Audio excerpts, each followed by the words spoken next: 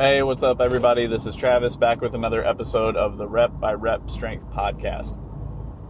First and foremost, if you are not on my newsletter, make sure you go to travisbarrett.com/email so you can sign up for my newsletter that comes out every Monday, Wednesday, Friday with training tips, advice, nutrition, and recovery suggestions as well. So if you haven't done that, go there and sign up so you don't miss out on every update that I've got. So anyway, so today I just wanted to talk for a minute about something called the FITT principle. So the FITT principle refers to frequency, intensity, time, and type. So I just left, every weekend I go and hit up the sauna once or twice, and I just left a sauna session a moment ago, and it's at a public rec center, and it is usually pretty crowded on the weekends. And public co-ed sauna, you've got a wide variety of tolerances that go in and out of that sauna. So there's one group of people who, there's between 5 and 7 of them that frequent the sauna every Saturday, and they have a ridiculously high tolerance to the sauna. So what they'll do is they'll bounce back and forth for about an hour, hop into the pool, take a cold shower, get in the sauna, then cold shower, pool, and just repeat the process over and over for about an hour. Now, something that I was noticing today, they all go at different rates, but every time someone enters the sauna, they tossed on 2 scoops of water. Okay, so this drove up the intensity like crazy because the heat continued to skyrocket at a rate that I was not accustomed to. So obviously, due to the intensity of the temperature, my usual time that I'm trying to shoot for I was cutting down on it. So my total time was still the same, but the duration which I was in there was cut way down. So here's how I look at it is we got frequency, intensity, time, and type. All right, so I shoot for trying to get 30 minutes every time I go, 30 cumulative minutes. So first time I went, my tolerance was very low, and surviving 15 minutes in there felt like an eternity. So I sat on the bottom row because it wasn't as hot. Then over time, the more I did it, okay, cool, I can stay at this lower level of heat, but now I'm going to go up to the top level. So I go up to the top level, but I would set up there for 3 10-minute bouts. So still accumulating 30 minutes there. So over time, I've slowly worked up to staying on the top level the whole time while the temperature continues to climb and climb and climb. So today was a new threshold because I'm still shooting for 30 total minutes, which I got, and the intensity was much higher than I was used to. So my bouts were usually about somewhere in the neighborhood of 5 to 10 minutes each go around today. So the type is obviously the sauna, right? The time has been staying the same, but the thing I've been playing with the most has been the intensity. So the next step for me would be to try to hop in with more frequency at a moderate level of intensity. So just do an extra session adding on another session per week. So I'd be doing 3 sessions going forward and keeping the intensity moderate. So then once that starts to become easy, I could either drive up the intensity and then decrease the frequency that I'm in there, decrease the total time that I'm in there. But what I would do from there is increase the frequency once again. So I'd step it up to 4 and then possibly 5 days per week. So I like to play around with those variables a little bit, and the same is true with training.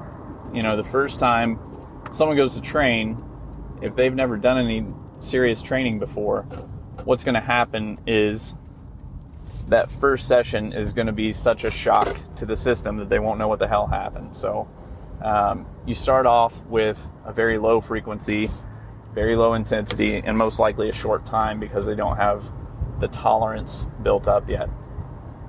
But as they get more and more accustomed to the training, now you can increase the frequency of the training. Once you increase the frequency of the training, then you can increase the intensity. Then from there you can increase the complexity or the type of training that you're doing.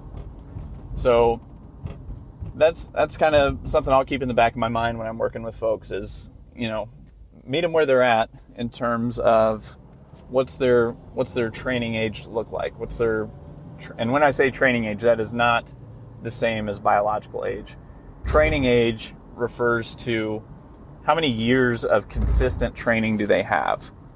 How many, and when you take that into account, you look at that, but you also look at their injury history. You might look at their limb length, their flexibility, mobility, things of that nature.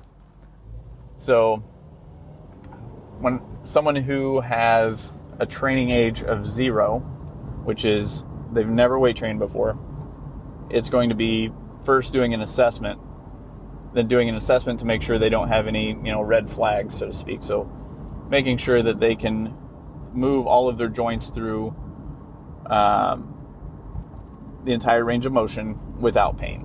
If there is pain, see what we can do to address those issues. And then from there, if it's something beyond my knowledge base, I'll typically refer that person out to physical therapists for further evaluation. But oftentimes pain can be, there's this fine line of pain where it's a fine line between pain and discomfort. So oftentimes pain can be misunderstood to be a level of discomfort that someone's just been tolerating for a long time.